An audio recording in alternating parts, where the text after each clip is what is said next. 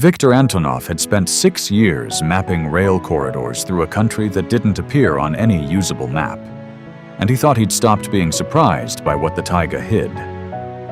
Then, in July of 1983, the helicopter pilot scouting ahead of his survey team for the new Baikal-Amur line landed back at camp with a strange look on his face and a roll of film he wanted developed immediately. "There's a clearing on the ridge above the Alden Fork," he said, still catching his breath. "Cut, not natural, and smoke." Viktor laughed it off at first. A hunter's camp, maybe, or an old logging crew nobody had bothered to log. But when the prince came back from the darkroom tent that evening, his laugh died somewhere in his throat.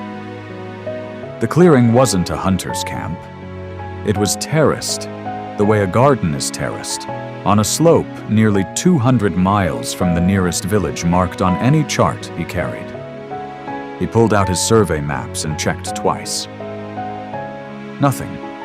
No settlement, no outpost, not even an abandoned Gulag Way station, which this far into Yakutia would have at least shown up as a dotted line.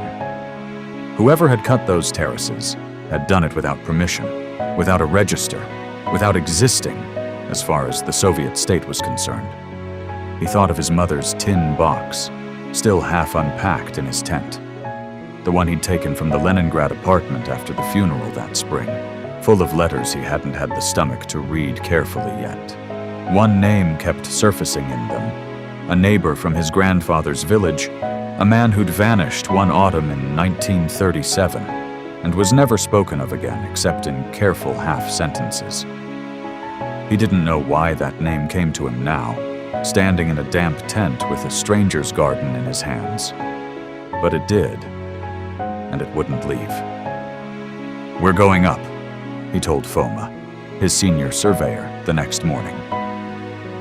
Yegor, their young radio man, looked like he wanted to argue, and eventually did, somewhere around the second hour of climbing through brush that tore at their canvas trousers. "There's a reason nobody lives out here, Viktor Pavlovich," he muttered.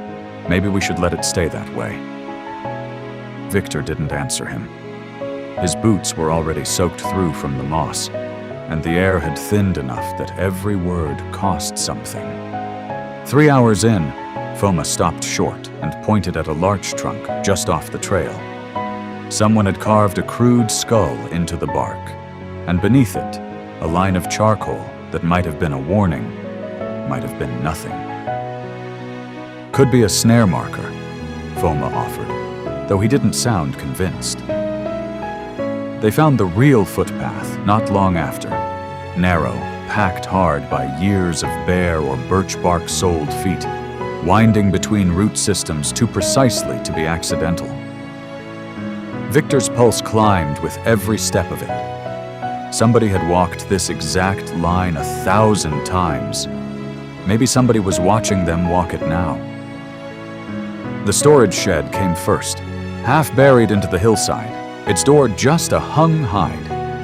Inside, neat rows of smoked grayling hung from the rafters next to bundles of dried cedar nuts and a basket of lingonberries gone soft with age.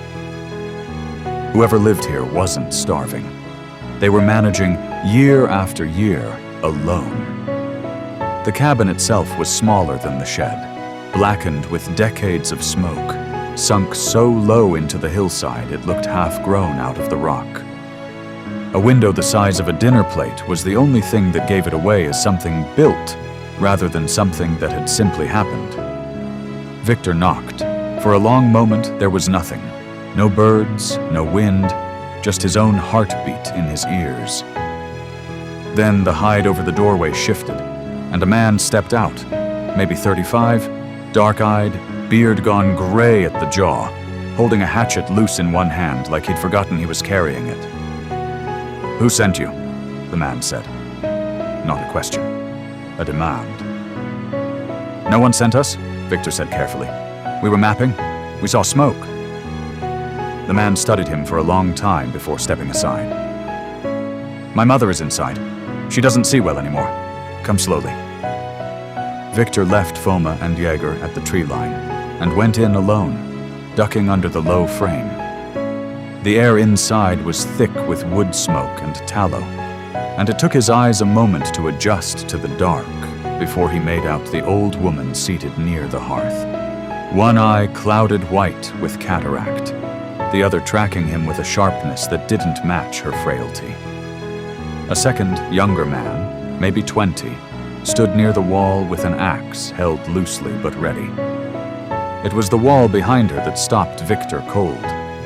A narrow board, hand-carved, hung with a strip of cloth and a row of names scratched into the wood with what looked like the tip of a nail. A homemade family record. The kind people kept when there was no church, no register, nothing official to hold their history for them. And there, near the top, half worn away by smoke and years, was a name he had read 3 nights ago by lamplight in his mother's handwriting. Voronin.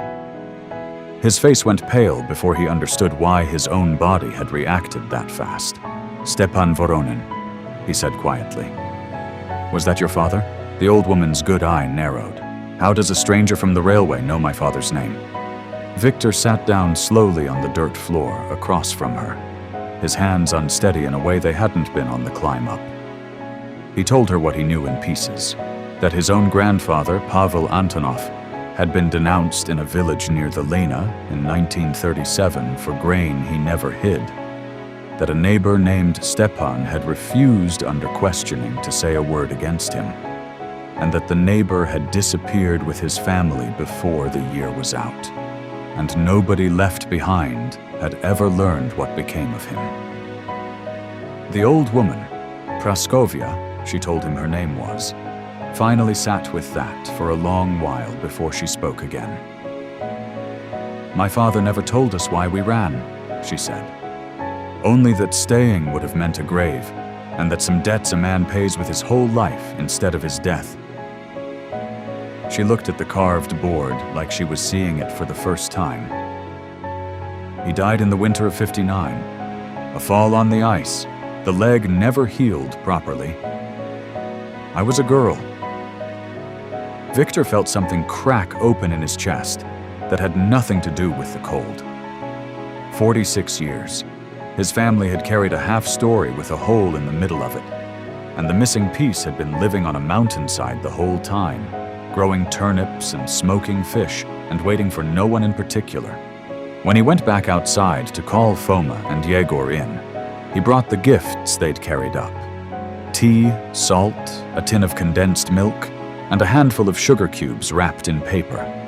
Taras, the older son who'd answered the door, turned the sugar over in his palm, like it was a stone from another planet, sniffed it, touched his tongue to it, and went very still. He had never tasted anything like it in his life. The salt, though, Praskovia held the same way Victor imagined a person might hold something they'd prayed for their whole life for. 12 years since the last of ours ran out, she said. You don't know what that costs a person until you've gone without it. They stayed until the light started slanting gold through the larches. And when it was time to go, Victor didn't ask the questions he knew his superiors back at the rail office would want answered.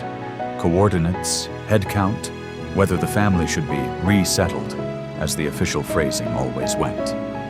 He left that detail out of his report entirely. Some things, he decided on the walk back down, were owed more than a line on a Soviet survey form. He still has the letter his grandfather wrote, years before he was born, about a debt he never got to repay. He keeps it folded inside his mother's tin box, next to a small block of birch bark Praskovia pressed into his hand the day he left. For no reason she gave, and none he